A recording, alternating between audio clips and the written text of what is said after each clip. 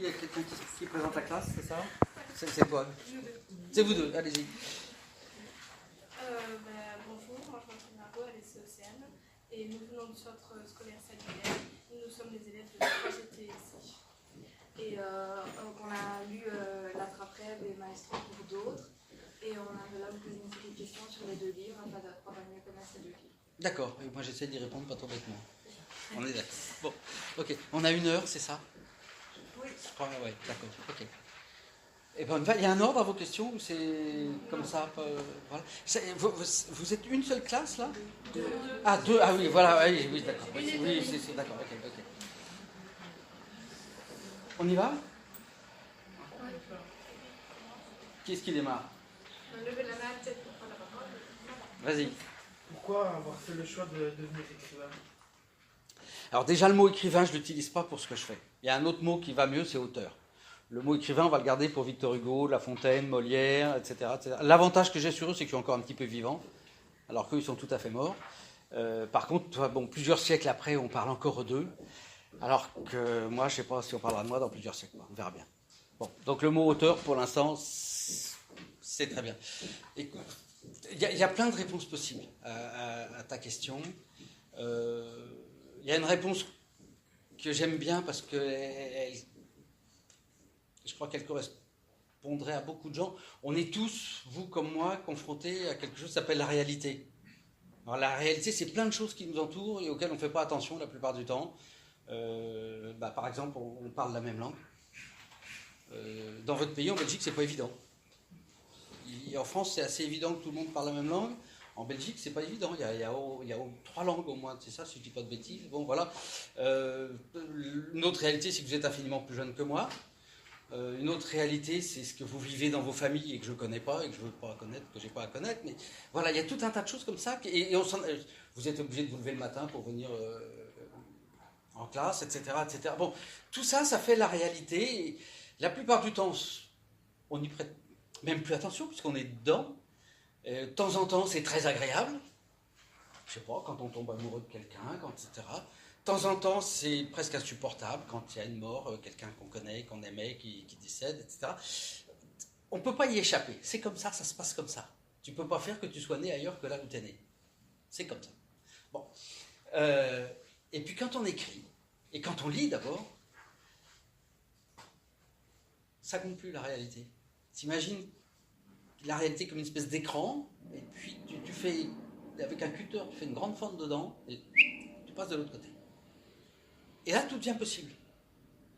C'est-à-dire que tu peux lire des histoires qui ressemblent beaucoup à ta vie réelle. Ça existe, il y a plein de romans comme ça. Mais tu peux lire aussi des histoires de science-fiction qui vont te trimballer dans un monde,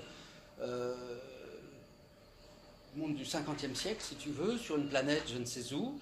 Tu peux lire des histoires qui vont te faire reculer dans le temps. Tu lis La Guerre du Feu, je ne sais pas quoi, des histoires... Tout est possible. Des histoires fantastiques, des histoires d'horreur. Tout est possible. Et t'échappes à la réalité. Et moi, c'est ça que j'aime beaucoup déjà quand je lis. J'oublie ce que je suis, ça compte plus, et je plonge dans quelque chose qui est une histoire. Et l'auteur me raconte une histoire, et si mon imagination s'accorde à celle de l'auteur, je lis quelque chose qui va me passionner, mais qui va m'entraîner ailleurs. Voilà. Alors ça, tu t'en aperçois tout de suite que tu décolles de la réalité par un truc. Le temps d'un roman. Tu tournes une page, tu as un roman, je sais pas, tu prends n'importe lequel. Bon. C'est pas un roman, mais c'est pas grave. Tu tournes une page, et tout d'un coup, tu lis 3 semaines plus tard. Toi, ça t'a pris une demi-seconde de tourner la page. Et on me dit 3 semaines plus tard. Donc, en une demi-seconde, pouf, tu traverses 3 semaines. T'es en dehors du temps, t'es en dehors de la réalité, etc. Et ça, je trouve que y a quelques... La lecture, ça permet ça. L'écriture, quand on le fait, ça permet ça aussi. Le cinéma, ça permet ça. Peut-être moins bien que la lecture, je trouve. Parce que la lecture, t'as une grosse part d'imagination dans la lecture. Quand tu lis un mot, c'est vachement abstrait, hein, tu vois, des petites lignes comme ça. Et le sens du mot, les images qui jaillissent en toi au moment où tu lis, c'est toi qui les fabriques. Alors, je vous prends juste un exemple avec ce que vous avez lu. Il y a Maestro, et puis, qu'est-ce que vous m'avez dit? L'attrape-rêve. Bon, l'attrape-rêve, tu prends Louise, le personnage de Louise, à aucun moment elle est décrite. Physiquement, tu ne sais pas à quoi elle ressemble. Tu as juste un nom, Louise, et puis une façon d'agir, et une façon de parler. Louise, tu l'imagines comme tu veux. Ce qui est sûr, c'est que dans ta tête, elle ne ressemblera pas à la Louise que j'avais en tête au moment où j'ai écrit. Et ça, on s'en fout de ça. Alors, le cinéma, ça ne marche pas tout à fait pareil, parce que le cinéma, ça t'impose une tête. Si tu mets l'attrape-rêve au cinéma, tu auras une actrice qui va jouer le rôle de Louise. Et tu auras son visage, tu ne pourras pas y échapper, ça sera comme ça. Bon, ça va à peu près comme réponse?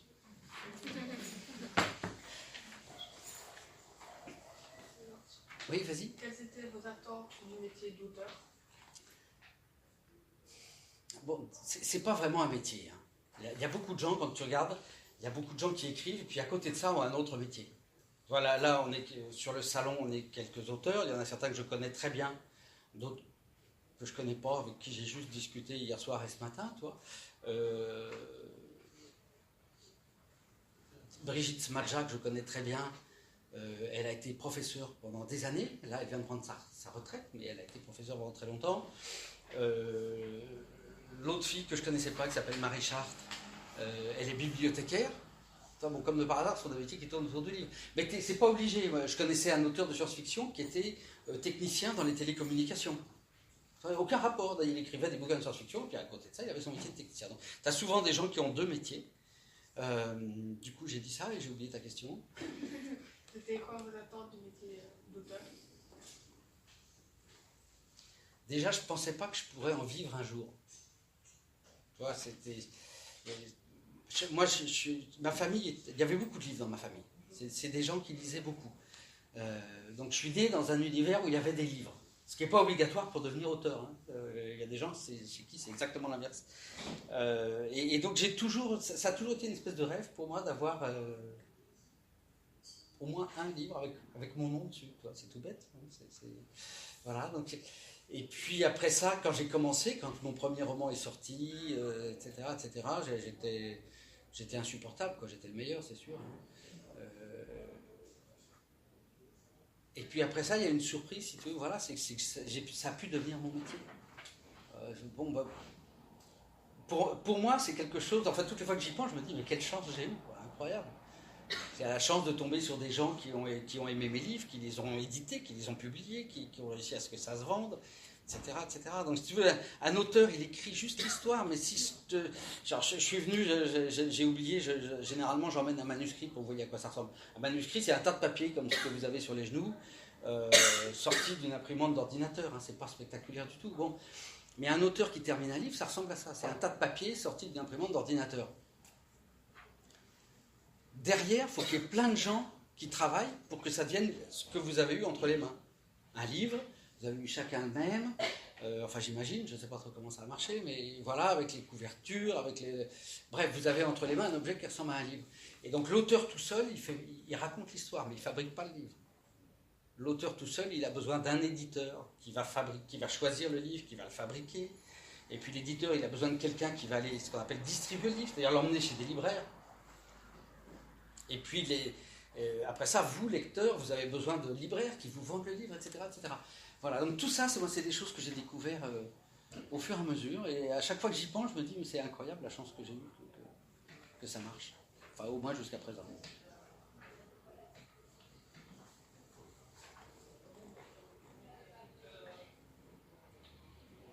On poursuit ?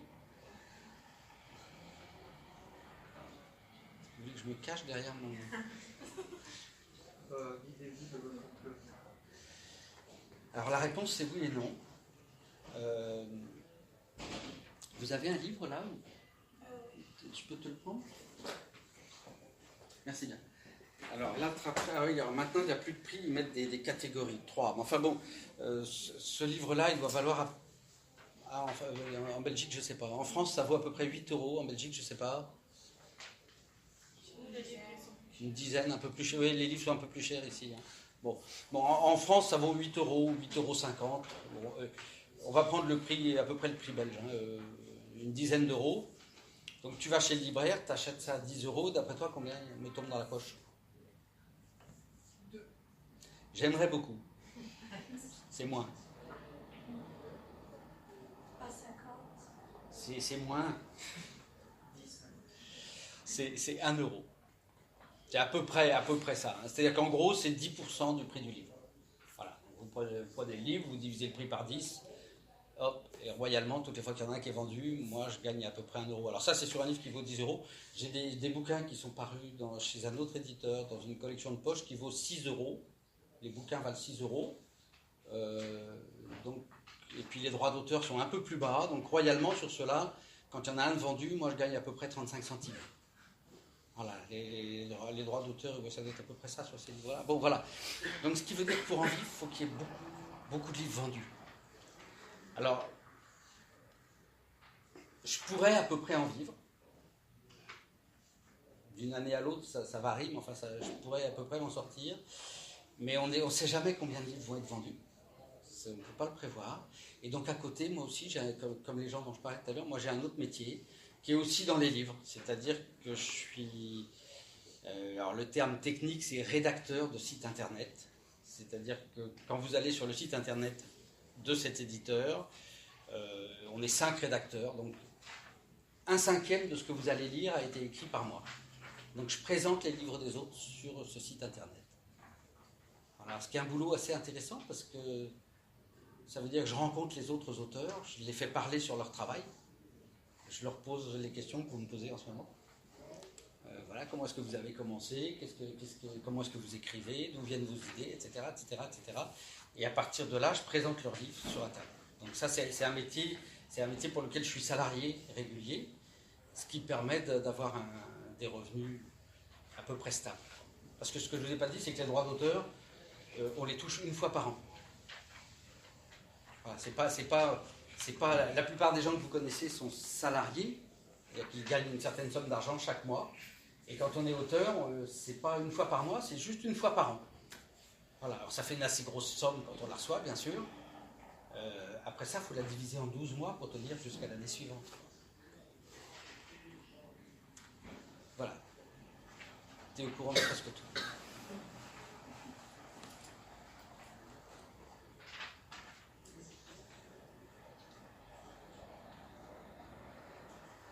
On continue? Le même, vas-y. Est-ce que vous pensez que dans 5 ans, vous pouvez encore continuer à vivre de cette façon? Alors, il y a 3 conditions pour ça. La première, c'est que je sois encore vivant. La seconde, c'est que je ne sois pas totalement gâteux entre-temps. La troisième, c'est que j'ai toujours le goût et l'envie d'écrire des livres. Et ça, j'espère bien l'avoir, mais ça, je ne peux pas prévoir. Si tu veux. C'est le genre de choses...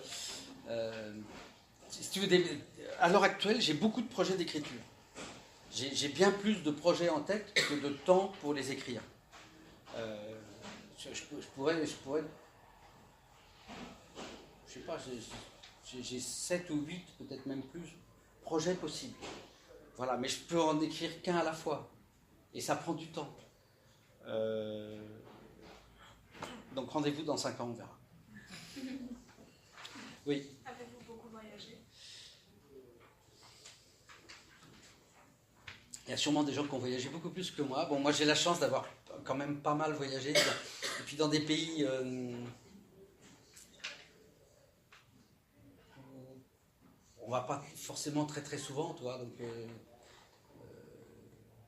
hier soir on en parlait un peu. Bon, par exemple, j'ai pas mal voyagé au Groenland.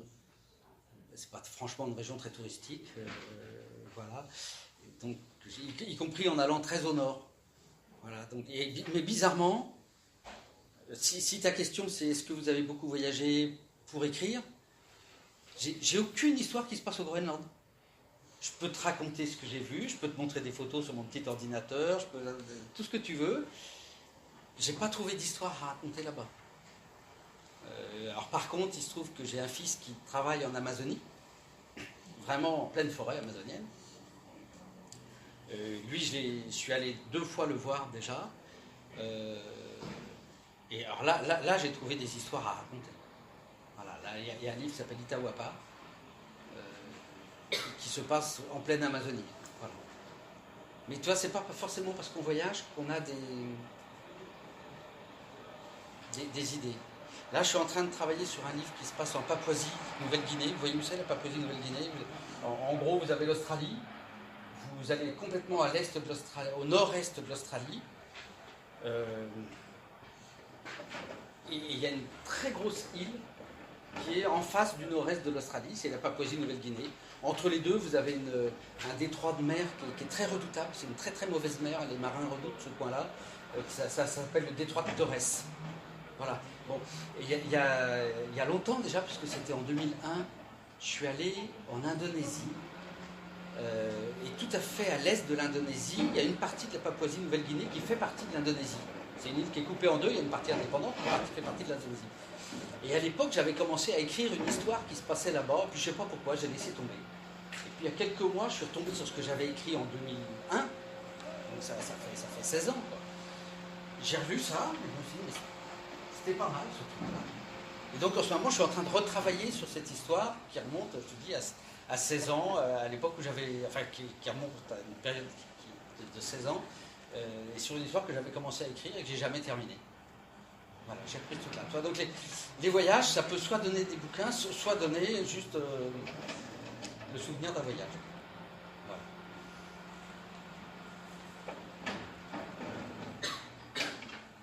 Ouais, vas-y. Deux de vos romans sont liés à la culture. Attends, ce qu'on va faire. Voilà. On remarque le camion poubelle est en dessous, donc on ne va pas y échapper. Deux de vos romans sont liés à la culture hispanique. Pourquoi?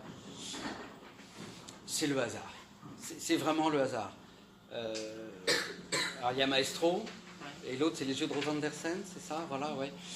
C'est vraiment le hasard. Maestro, je suis tombé sur un article de journal qui racontait presque l'histoire que vous avez lue. C'est-à-dire que, je sais pas, vous avez vu où ça se passait, Maestro? Vous avez réussi à situer le pays? Non, Mexique. Non. Mexique. Maestro, vous avez trouvé le Mexique? Ouais. Ah bah pourquoi pas. C'est la première fois qu'on me dit ça. Moi, je n'ai pas donné de pays, donc chacun se débrouille comme il veut. Hein. Bon, alors, moi, l'histoire de départ, elle était dans un pays qui s'appelle la Bolivie. Et en Bolivie, il y a alors c'est un pays qui est très haut perché dans les Andes. La capitale de la Bolivie s'appelle La Paz. Je vais essayer de ne pas dire de bêtises. La Paz, c'est une capitale qui a plus de 3000 mètres d'altitude. Je ne sais plus exactement, mais enfin, c'est très très haut. Et encore au-dessus de La Paz, vous avez une ville un peu paumée qui s'appelle El Alto. El Alto, il n'y a pas besoin d'avoir fait 50 ans d'espagnol pour savoir que El Alto, c'est Alto, on entend altitude, hein. Ça veut dire ce qui est en haut. Hein. Et El Alto, c'est une ville assez misérable. Et ça se passe à peu près en 1999, au moment de l'année 2000, je ne sais plus exactement. Il y a un chef d'orchestre bolivien qui s'appelle Freddy Céspedes, qui s'est mis en tête d'aller apprendre la musique classique, aux jeunes et aux enfants d'El Alto.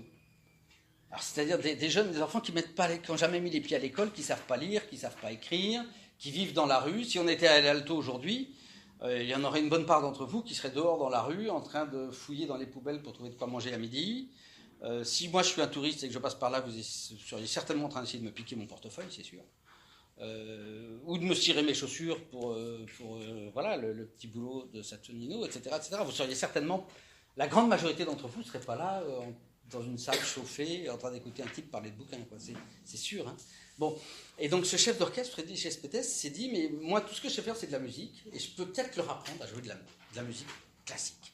Et il a déboulé avec son téléphone, n'importe quoi, il a déboulé avec son violon.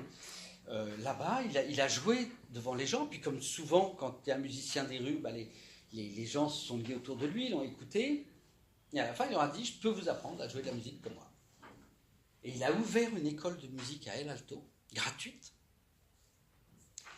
et le plus étonnant, c'est qu'il y a plein de gens qui sont venus. Et ça a tellement bien marché qu'au bout de quelques années, il a eu l'idée de monter un orchestre avec les meilleurs musiciens de ceux qui venaient à l'école de musique. Et puis en 2004, je crois, il y a eu des émeutes à El Alto, assez violentes. Et au cours de ces émeutes, le local dans lequel les jeunes de l'école de musique mettaient leurs instruments a été incendié. Et ils se sont démenés pour sauver ce qu'il y avait à sauver. Donc ils se sont retrouvés avec des violons qui étaient fendus, brûlés, avec des cordes cassées, enfin tous les instruments étaient soit complètement détruits, soit abîmés. Et quand Freddy Cespedes, le chef d'orchestre, a réussi à les rejoindre, parce qu'à cause des émeutes, il ne pouvait pas venir les rejoindre, quand plusieurs jours après, il a réussi à venir les rejoindre, les jeunes de l'orchestre l'ont accueilli en jouant sur leurs instruments qui étaient tout cassés, tout pétés, tout fendus, mais en jouant. Donc c'est quasiment exactement l'histoire de Maestro. Tu vois. Donc j'ai lu ce petit article de journal qui parlait de ça, et je me suis dit, il y a une histoire à raconter. Et là, l'histoire, le scénario était déjà écrit, quoi. J'avais pas grand-chose à inventer. Voilà, donc c'est par hasard que je suis tombé sur cette histoire-là. Et puis l'autre livre qui se passe en Amérique latine, c'est les yeux de Ross Andersen, où là, d'après moi, ça se passait plutôt au Mexique.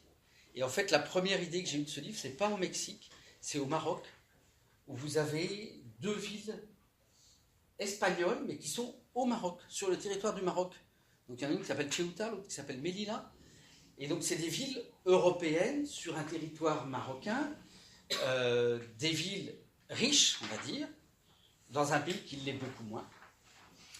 Et vous avez énormément de gens, ce dont on entend parler beaucoup en ce moment, d'Afrique subsaharienne, c'est-à-dire d'Afrique noire, qui veulent rentrer dans ces villes en se disant, si on passe de l'autre côté de la frontière, on sera dans une zone riche. Et ces villes sont entourées de barbelés, de miradors, des chiens, les gardes, les trucs, les machins, etc. Donc au départ, ma première idée, c'était de raconter une histoire qui se passait là-bas avec cette idée de frontière. Une frontière, c'est dingue. Vous prenez un territoire comme ça, vous tracez un trait au milieu, vous dites d'un côté c'est tel pays, de l'autre côté c'est tel pays. D'un côté vous avez un pays ultra riche, de l'autre côté vous avez un pays ultra pauvre. C'est ce qui se passe avec la frontière Mexique-États-Unis.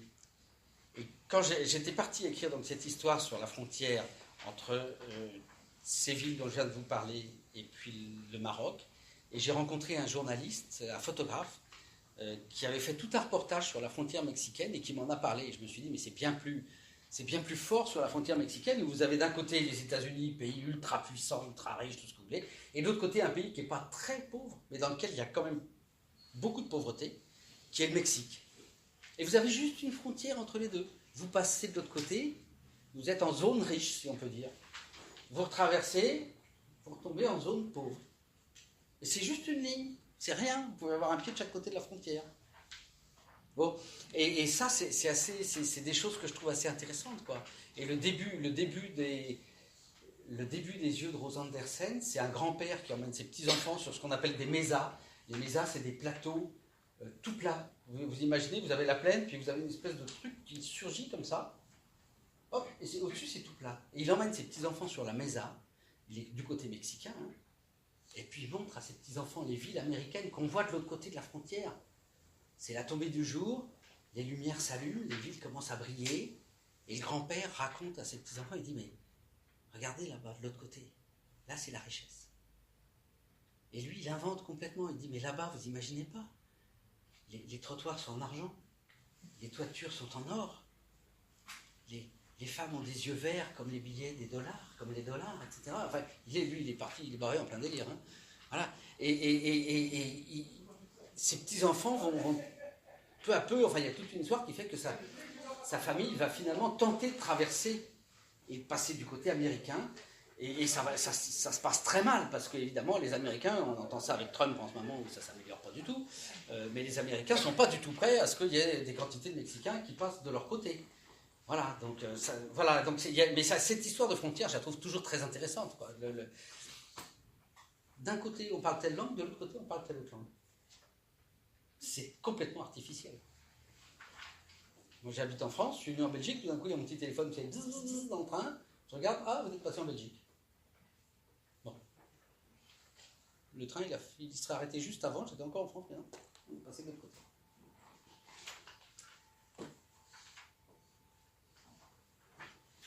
Bon, j'ai assez parlé, maintenant c'est à vous. Oui, vas-y. Est-ce que le journalisme influence votre métier? Beaucoup, beaucoup. Beaucoup. Alors, je lis beaucoup de journaux. Bon, alors moi, je fais ça un peu à l'ancienne. J'aime bien les journaux en papier. J'aime pas lire ça sur Internet. je fais encore partie des gens qui achètent des journaux papier. Et chez moi, j'ai plein de petites pochettes dans lesquelles je découpe des articles qui m'intéressent, tu vois, voilà. Et donc il y a beaucoup de mes histoires sont nées d'articles de journaux que j'ai pu lire. Voilà. Il y a par exemple, il y a un roman qui s'appelle Bicef qui se passe en Irak au moment de la guerre avec les États-Unis. Et tout ce roman-là, il est né de la lecture d'une journaliste qui est allée en Irak, qui avait écrit des articles complètement passionnants à l'époque. Et en lisant les articles de cette femme, je me suis dit, bon, voilà, elle s'appelle Sarah Daniel, et c'était des articles longs, des grands articles, hein, des trucs qui prenaient plusieurs pages. Et en les lisant, j'ai su qu'il y avait une histoire à raconter, quoi.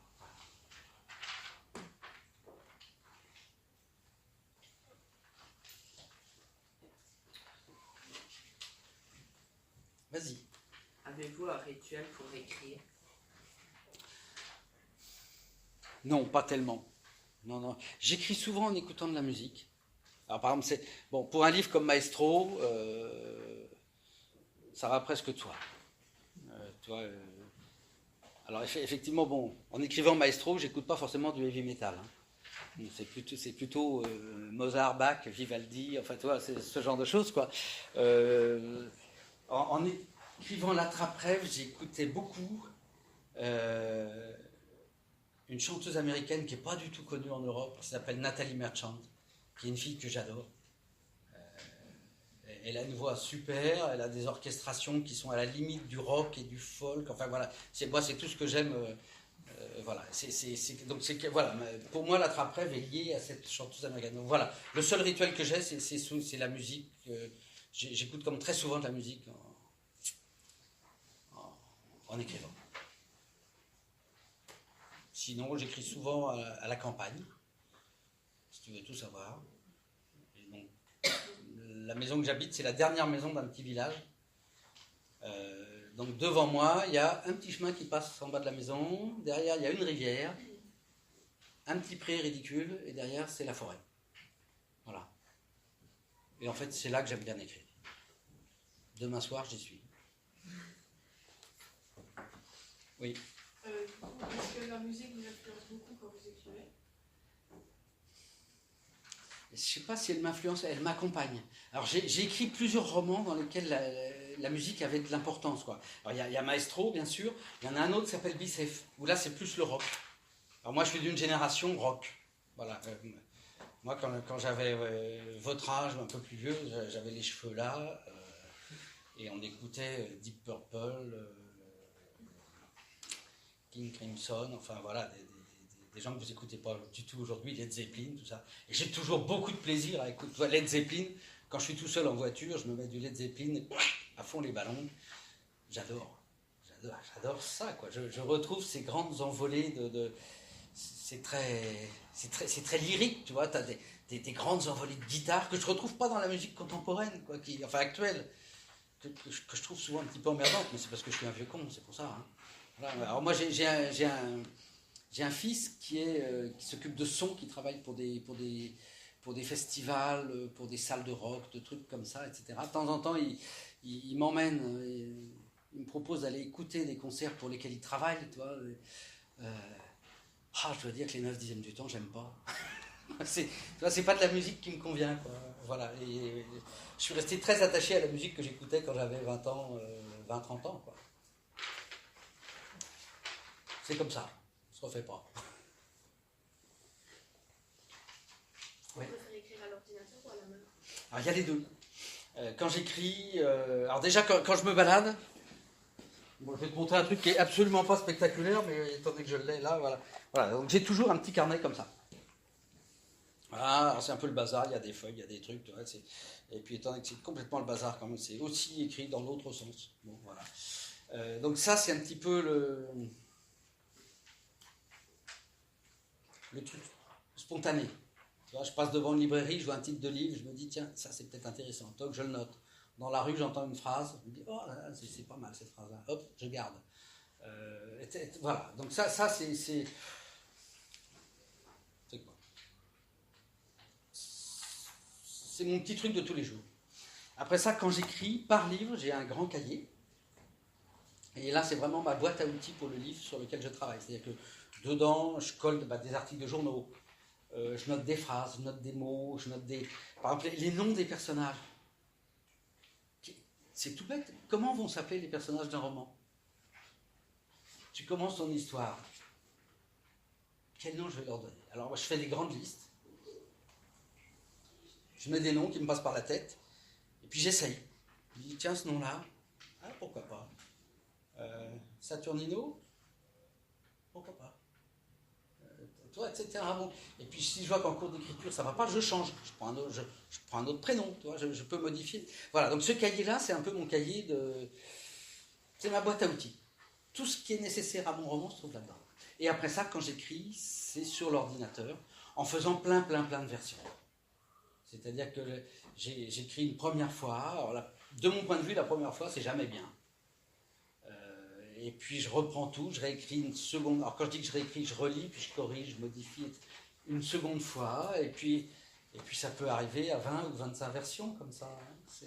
Voilà, avec des petites différences, un truc, jusqu'à ce que je pense que je peux pas faire mieux. Mais j'aime bien ce travail de réécriture. C'est quelque chose qui m'intéresse.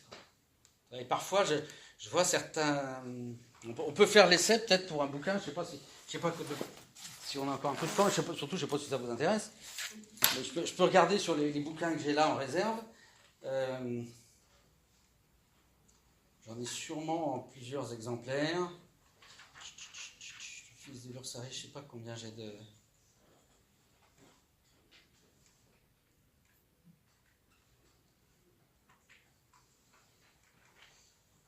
Si je prends la première version d'un bouquin qui s'appelle Le Fils de l'Ursari, si ça veut bien s'allumer ce truc-là, ça serait pas mal.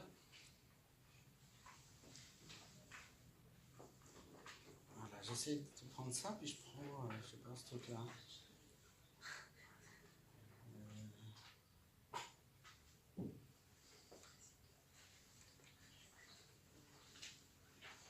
Ouais, tu vois, par exemple, la première version d'un ce livre qui s'appelle Le Fils de l'Ursari, elle ressemblait à ça. Juste les 3-4 premières lignes.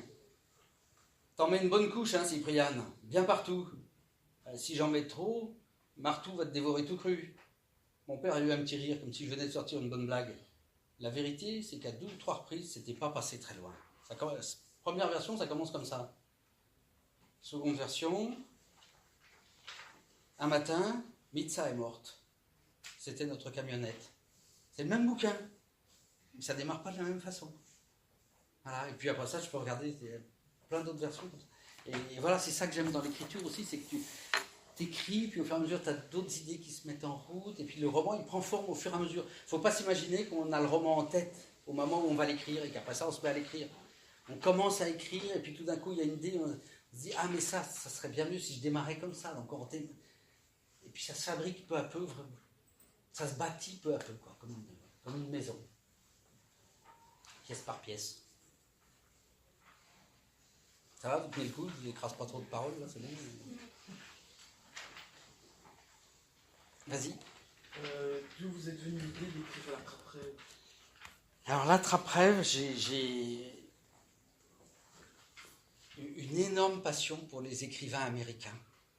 Alors je ne sais pas si vous avez lu la petite dédicace. Généralement, personne ne les lit, mais c'est une petite dédicace, c'est les petites phrases qu'on met au début. Cet écrivain doit beaucoup aux écrivains américains que j'aime. Et puis je mets tout un tas de noms. Russell Banks, Rick Bass, Louis Erdrich, Kathleen Dean Moore, Jim Harrison et beaucoup d'autres. Je leur ai parfois emprunté le nom de tel ou tel personnage. Voilà, donc ça, c'est des auteurs que j'adore. La vallée dans laquelle ça se passe, j'ai pris modèle sur une vallée qui s'appelle la vallée de Yoke, qui est au nord des États-Unis, dans un état des États-Unis qui s'appelle le Montana, et dans laquelle habite un auteur qui n'est pas connu en France, qui est un type que je trouve extraordinaire, qui s'appelle Rick Bass. Donc je vais tout repomper sur cette vallée. Le professeur de littérature, je ne sais pas si vous en souvenez, il s'appelle M. Harrison. Je ne sais pas si vous vous souvenez, il a un œil crevé, ce qui donne un regard un peu étrange comme ça. Alors dans la vraie vie, si on peut dire, Il est mort l'année dernière, hélas. Il y avait un écrivain américain qui s'appelait Jim Harrison, qui est un type que j'adore comme lecteur. Moi, je ne le connais pas, je l'ai rencontré une fois, mais je connais que ses livres, quoi. Et donc Jim Harrison, vous imaginez une espèce de grande carcasse qui faisait 1m80, et quand il était petit, il s'était battu avec, je crois, une de ses voisines ou un truc comme ça. Ils y étaient allés tellement doucement qu'il en était ressorti avec un œil crevé. Et il a pris l'habitude de plisser les yeux comme ça pour masquer son œil crevé. Et donc vous imaginez ce type qui était une espèce de force de la nature, grand, gros, large, épais, bon, lourd, avec ce regard un peu étrange. Moi je sais que je l'ai rencontré une fois à Paris, j'étais pas tout seul, c'était un peu une rencontre comme ça, quoi. Moi j'étais dans la salle et lui il parlait de ses livres. Et il mettait parfois beaucoup de temps à répondre aux questions. Et on était tous là à se demander s'il s'était endormi ou pas. Il avait là les yeux plissés, puis il ne bougeait pas. Et puis la réponse venait longtemps après, quoi. Donc un type assez impressionnant, comme ça, et qui écrit des livres d'une tendresse et d'une... Il y a des personnages incroyablement sensibles, enfin des gens qu'on aurait envie d'aider si on les croisait dans la rue, quoi. Voilà, et donc moi je suis très admiratif de tous ces écrivains. Et donc dans l'Attrape-Rêve, presque tous les noms, beaucoup de lieux et quelques situations sont reprises de ces écrivains américains. Alors il y a entre autres un livre que je vous conseille de lire, et vous allez retrouver, quand je vais vous en parler, un passage de l'Attrape-Rêve. Vous vous souvenez de cette conductrice de car qui s'appelle Dolores? Oui. Et à un moment, elle a un accident. Il y a un livre qui s'appelle De beaux lendemains. Il ne faut pas se fier au titre, c'est un livre plombant. Ça se passe très mal du début jusqu'à la fin. De beaux lendemains est écrit par un écrivain qui s'appelle Russell Banks. Et ça raconte, dans un petit village perdu comme celui-là, un accident de car dramatique, un accident de car scolaire. Donc tous les matins, pour aller à l'école, au collège, au lycée, les enfants empruntent ce car scolaire, qui est conduit par une conductrice qui s'appelle Dolores. Et ce car emprunte des routes qui en hiver sont très difficiles, des routes très tortueuses, enneigées, il y a du verglas, etc. Mais Dolores est quelqu'un qui conduit son car depuis 20 ans. Elle connaît très bien les routes, elle est très attentive évidemment aux jeunes et aux enfants qu'elle transporte tous les jours. Elle entretient elle-même son bus, enfin elle fait ça impeccablement. Et un jour, il y a un accident, le car bascule dans un ravin, donc un gros accident. Il y a des enfants qui vont mourir dans l'accident, il y a des enfants qui vont ressortir vivants, et puis il y a des enfants qui vont ressortir avec un handicap. Et donc De beaux lendemains raconte cette histoire ultra dramatique de plusieurs points de vue différents. Alors j'ai oublié dans quel ordre ça se passe, mais le premier chapitre, c'est le point de vue, je crois, ça j'en suis sûr, c'est le point de vue de Dolores, la conductrice de car, qui ressort vivante de l'accident, mais qui est complètement bouleversée, qui se sent complètement coupable de tout ce qui s'est passé, et elle ne comprend pas ce qui s'est passé. Elle raconte qu'elle est incapable de dire ce qui s'est passé au moment où elle a fait, elle ne sait pas quoi, qui fait que le car a basculé dans le ravin. Le second chapitre, je ne sais plus si c'est dans l'ordre, mais enfin voilà, c'est une fille qui a une quinzaine d'années, qui ressort handicapée. Donc elle raconte à son tour ce que, à la fois l'accident, puisque va être sa vie après. Troisième chapitre, c'est une famille qui a perdu un enfant dans l'histoire, et donc le père raconte, etc., etc. Et donc vous avez ces différents points de vue comme ça, et c'est vrai qu'en écrivant l'Attrape-Rêve, la route que prend Dolores pour aller le matin, j'avais en tête le roman de Russell Banks, à tel point que je ne sais plus comment j'avais appelé la conductrice du car, je ne sais plus quel nom je lui avais donné, et puis à un moment je me suis dit, mais elle ne peut pas faire autrement que de s'appeler Dolores, comme le personnage de Russell Banks. Et dans le mot Dolores, on entend le mot douleur. Et la Dolores, dans le livre, elle va mourir, elle va avoir un cancer à la fin. Voilà, donc ce mot, son nom avait un sens aussi dans l'histoire, quoi. Si vous avez l'occasion, le livre de Russell Banks dont je viens de vous parler, c'est pas un gros bouquin, c'est un bouquin extraordinaire. Je vous répète, bon, on sort pas de là plié de rire. Et le livre a été adapté au cinéma, et c'est une très belle adaptation qui a été faite par un cinéaste qui s'appelle Atom Egoyan.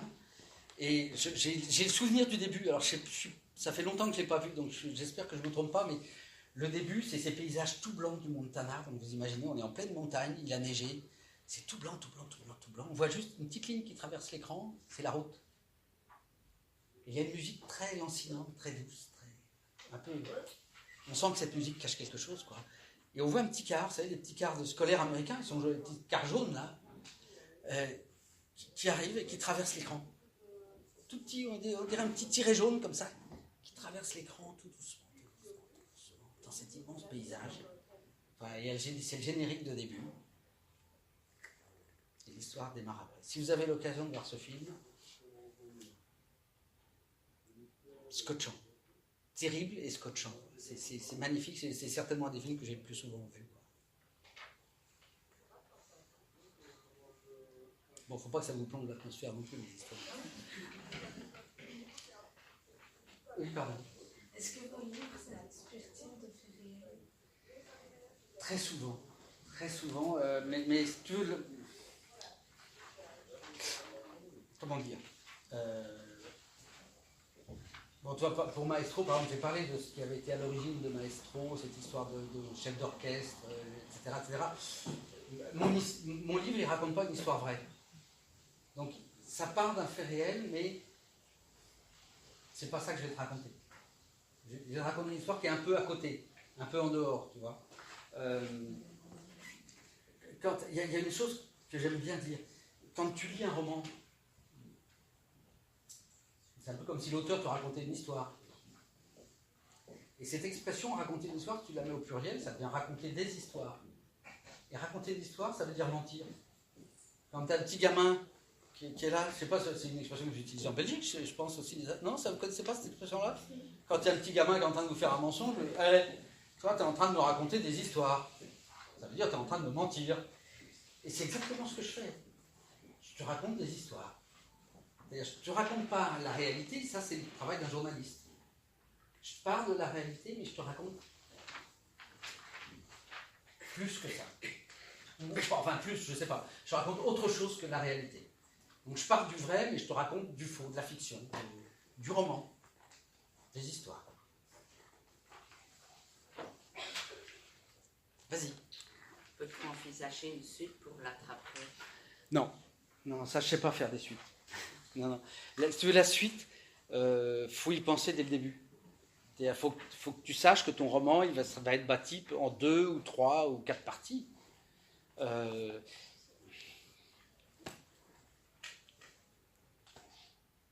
Si tu bricoles ça, surtout que l'attrape-rêve, c'est pas un livre qui est très très récent. Hein. Attends, je suis en train de regarder. Il est sorti en 2009.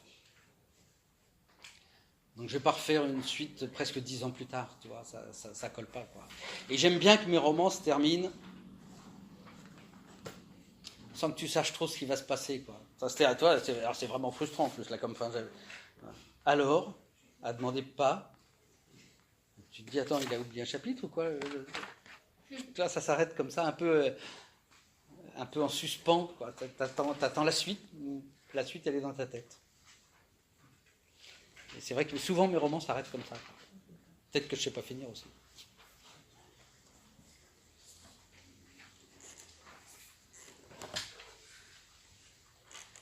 Vas-y. Si le livre était une couleur, qu'est-ce que ce serait? Pardon, j'ai pas compris. Si le livre était une couleur, qu'est-ce que ce serait? Tu parles duquel? De l'attrape-rêve.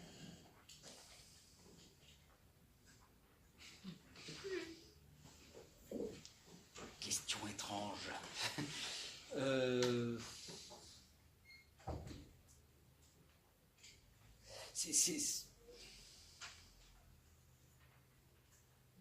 Je n'ai jamais posé une question pareille.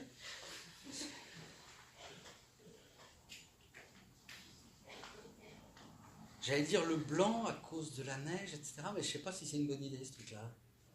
Je sais pas. Pour moi, c'est un livre que j'associe à la forêt. Alors, je sais pas, la couleur de la forêt, c'est quoi? Gris-vert, quoi, un truc comme ça, avec un peu de blanc en hiver. Hein, on va faire tacheter un petit peu caméléon, comme ça, voilà. Mais, ouais, je sais pas, c'est drôle ta question.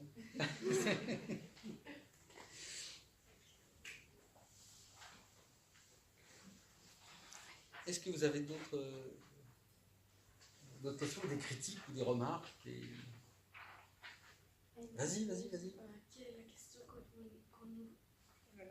quelle est la question qu'on ne vous a jamais posée et que vous aimeriez qu'on pose?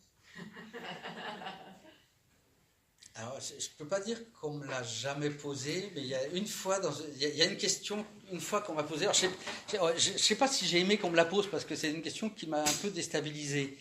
Je me suis dit, tiens, mais j'ai jamais envisagé les choses comme ça, quoi. Un jour, dans une classe, alors c'est à peu près de votre âge, hein, il y a quelqu'un qui m'a dit, alors j'avais déjà écrit, je ne sais pas, une dizaine de romans, quoi. Est-ce que vous pensez que vous avez progressé? C'est vachement dur de répondre à ça, parce que je pense que je suis le plus mal placé pour pouvoir juger de ça, si tu veux. Et c'est une question, depuis, j'y repense très souvent. Je m'aperçois, et ça, j'essaie d'y faire attention, si tu veux, que... alors, je ne sais pas combien j'ai écrit de bouquins, j'en ai plus d'une vingtaine, quoi.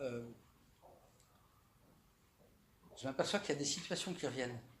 Tu vois, d'un roman à l'autre, des fois, j'écris un truc, je me dis, mais... T'as déjà écrit un truc qui ressemblait à ça? Ou une expression? Cette expression-là, j'ai déjà réutilisée. Tu vois, et je me dis, ça, faut faire attention à ça, quoi. C'est-à-dire, pas se cantonner à ce qu'on sait faire. Essayer d'avancer, essayer de progresser, essayer de... Tu vois, par exemple, il y a une chose, tout ce que vous avez lu, c'est écrit à la première personne. C'est toujours « je ». Avec une personne qui raconte qui s'est passé.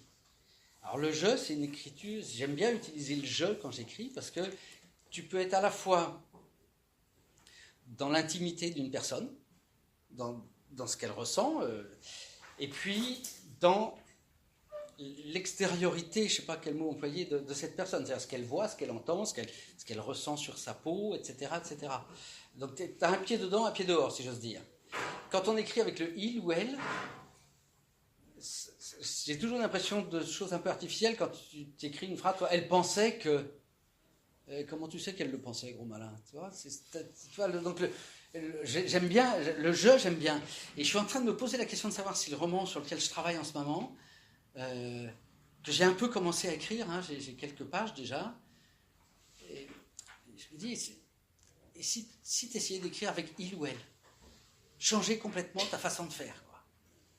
Et j'hésite vachement, je ne sais pas, je pense que je vais faire une version « il », une version « je », et puis enfin une version « elle », puisque c'est une fille enfin, c'est une fille qui est le personnage principal, toi. Voilà, mais la question de savoir si on progresse, c'est une question intéressante et à laquelle il est difficile de répondre. Voilà. Essayez de ne pas piétiner, de ne pas rester à la même place.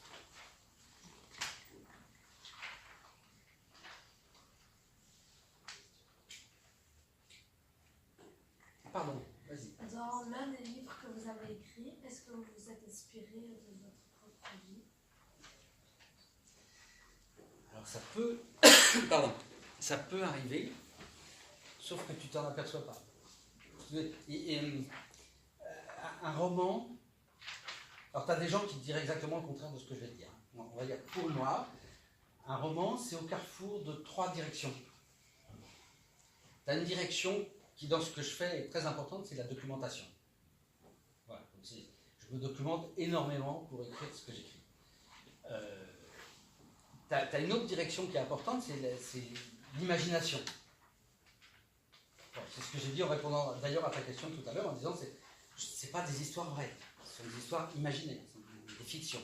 Donc la documentation, l'imagination, tout ça, c'est des grosses routes qui mènent à un carrefour. Et puis tu as une troisième voie qui peut être ton expérience personnelle, ce que tu as vécu. Alors chez certains auteurs, cette voie-là, elle va devenir énorme.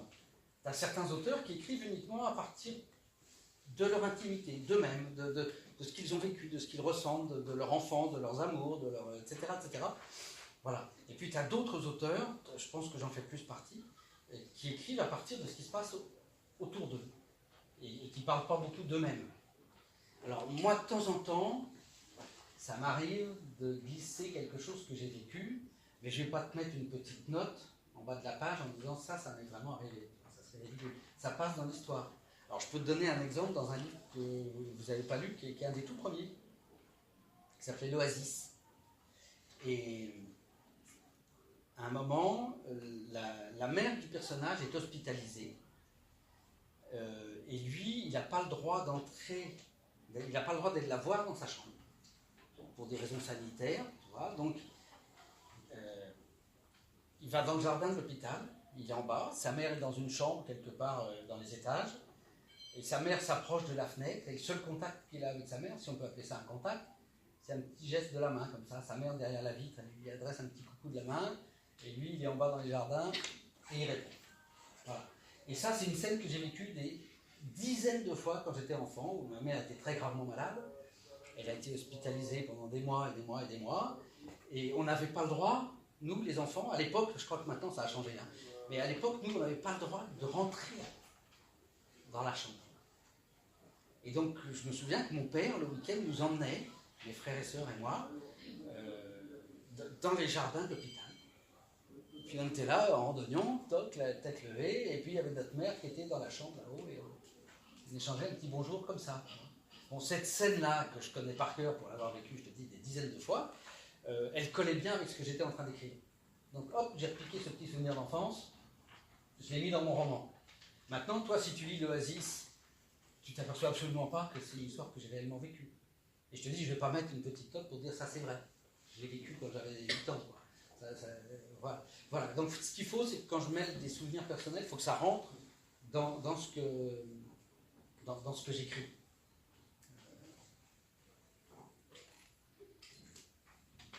Voilà, oui. Je suis en train de chercher une suite, mais pas de suite. Oui, non, je vous en prie. Il y a une dernière question, parce que ça va tout doucement clôturer. Dans le livre Maestro, on parle d'une grande, vous me parlez d'une grande escuela, et ici sur la couverture on voit un bâtiment un peu vieillot. Alors je vais te dire une chose, c'est que dans un roman, dans un livre, habituellement l'auteur il s'occupe de ça. Et puis la partie extérieure du livre, c'est l'éditeur qui décide, la plupart du temps. Donc c'est pas moi qui ai choisi cette photo, c'est pas moi qui ai écrit cette 4e de couverture.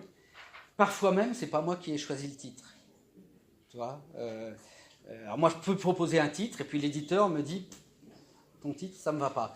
Alors, montre-moi la version de Maestro, parce qu'il y en a eu plusieurs. Oui, bon, je comprends ce que tu veux dire. Ça colle pas exactement avec le roman. C'est comme ça. Alors, les couvertures, c'est une bonne occasion pour s'engueuler avec son éditeur.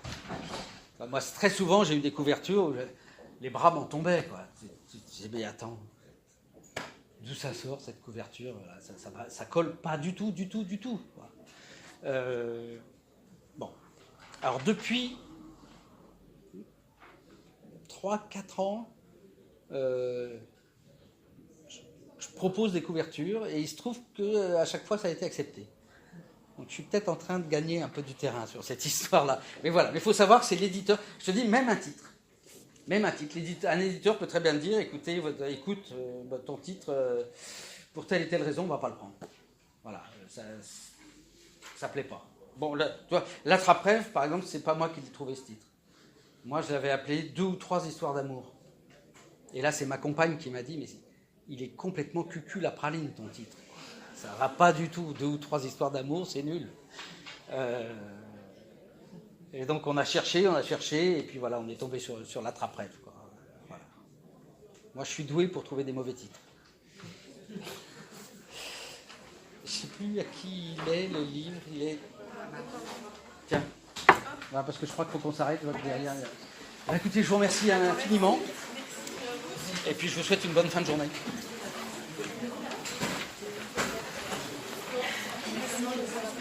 Je vous en prie. Ah, vous avez tout enregistré tout à l'heure ? On va voir Oh là là, ce que ça a donné.